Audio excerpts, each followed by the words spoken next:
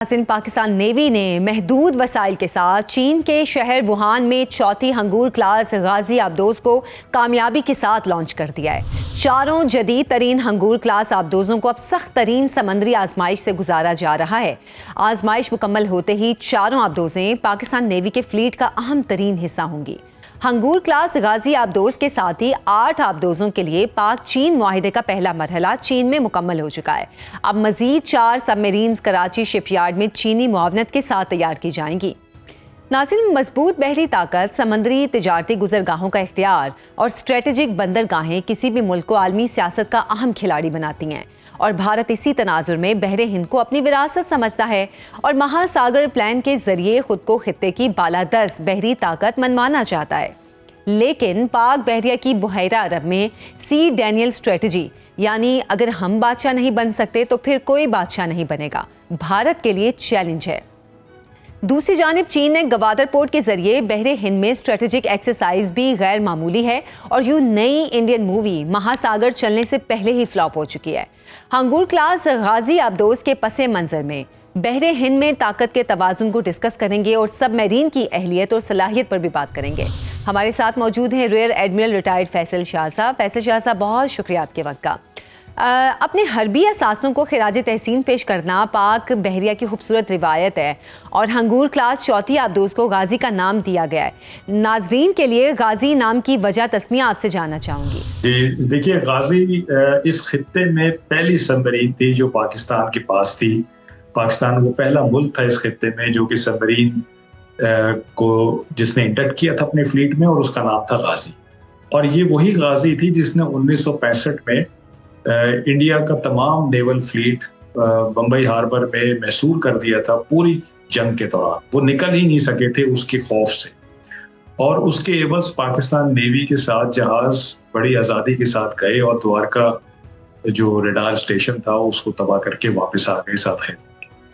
یہ وہی غازی تھی جس نے 1971 میں وشاکھاپٹنم کے ہاربر کے باہر مائنز لے کر رہی تھی، جو کہ دنیا کا مشکل ترین آپریشن مانا جاتا ہے کہ سب مرینز کے تھرو آپ مائنز کو لے کر، اور وہ اتنا مشکل آپریشن تھا کہ اس میں غازی کی اپنی ہی مائن ڈرفٹ ہو کے اس کو لگ گئی اور غازی شہید ہو گئی۔ تو غازی کے بڑے کارنامے ہیں پاکستان میں، اور ظاہری بات ہے کہ اس نام کو بھولا نہیں جا سکتا۔ اس سے انڈینز ہمیشہ خائف رہے ہیں، 1965 میں بھی، 71 میں بھی، اور ظاہری بات ہے کہ آنے والے دنوں میں بھی وہ اس سے خائف رہیں گے۔ تو یہ بڑا موزوں نام ہے اس چوتھی سبمرین کے لیے جو کہ ہنگور کلاس کی چائنا سے بن کر آ رہی ہے۔ فیصل صاحب، ہنگور کلاس آبدوز کو ٹیکنالوجی اور کنفیگریشن کے اعتبار سے آپ دنیا کی بہترین سب میرینز کی رینکنگ میں کہاں دیکھتے ہیں؟ دیکھیے، ہنگور کلاس سب میرینز جو ہے وہ نئی لیٹسٹ سب میرینز ہیں، ایئر انڈیپینڈنٹ پروپلشن سسٹم کے ساتھ ہیں، یعنی یہ زیادہ دیر سمندر کے تہہ میں رہ سکتی ہیں، ان کو زیادہ فریکوینٹلی باہر آنے کی ضرورت نہیں ہے اپنی بیٹریز چارج کرنے کے لیے۔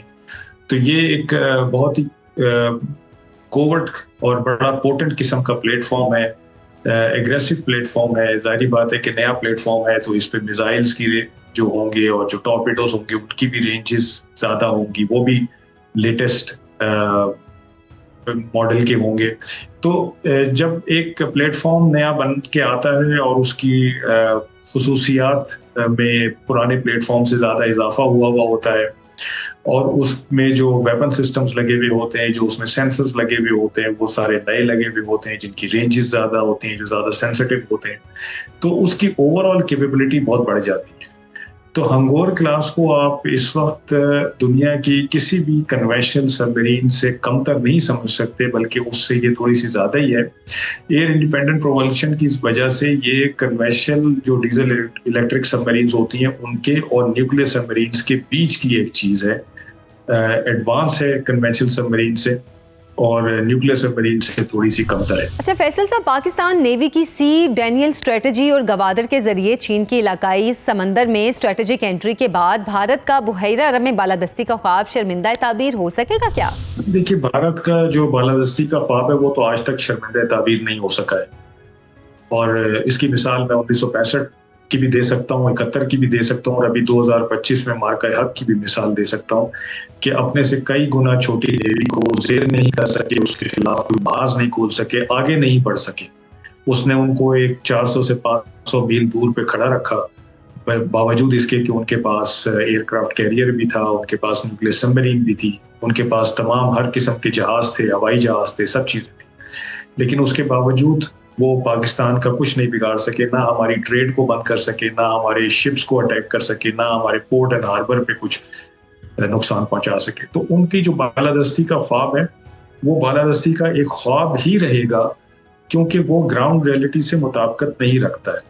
इंडियन नेवी हमेशा से अपने नंबर्स पे खेलती रही है, अपनी स्ट्रेंथ पे नाज करती रही है, लेकिन जो उसकी ओवरऑल कैपेबिलिटी है उस पे उसने खातिर खा तवज्जो नहीं दी। और ओवरऑल कैपेबिलिटी खाली नंबर्स और स्ट्रेंथ पे नहीं होती है, बल्कि और बहुत सारे फैक्टर्स होते हैं जो उसमें कंट्रीब्यूट करते हैं।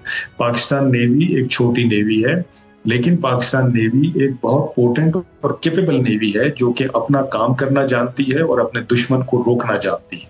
तो जब तक पाकिस्तान नेवी की ये कैपेबिलिटी कायम और दायम है, इंडियन नेवी के वो जारहाना अज़ाइम जो वो हमेशा से रखते आए हैं, वो कभी पूरे नहीं हो सके।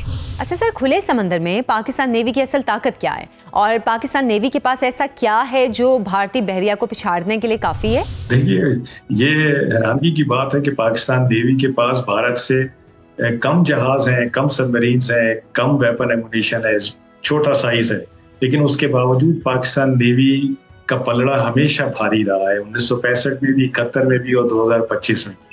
और ये चीज़ बड़ी वाज़े तौर पे सामने आई है, ख़ास तौर पे ये मई 2025 में, कि पाकिस्तान नेवी के पास ऐसा क्या है जो कि इंडियन नेवी के पास नहीं है। देखिए, मैं आपको पहले भी जो बात कर रहा था कि ये खाली नंबर्स की गेम नहीं है, या स्ट्रेंथ की गेम नहीं है, ये कैपेबिलिटी की गेम है। दो नेवीज़ का तकाबली जायज़ा हमेशा कैपेबिलिटी पे किया जाता है, और ओवरऑल कैपेबिलिटी नेवीज़ की बहुत सारे फैक्टर्स से मिलके बनती है।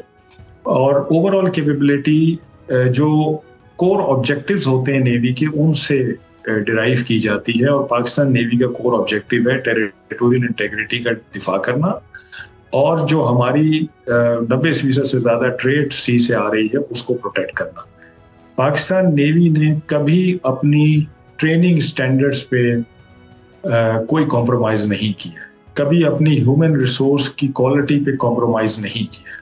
और ये मैं समझता हूँ कि वो एज है पाकिस्तान नेवी को जो दुनिया की या रीजन की तमाम नेवीज पर हासिल है।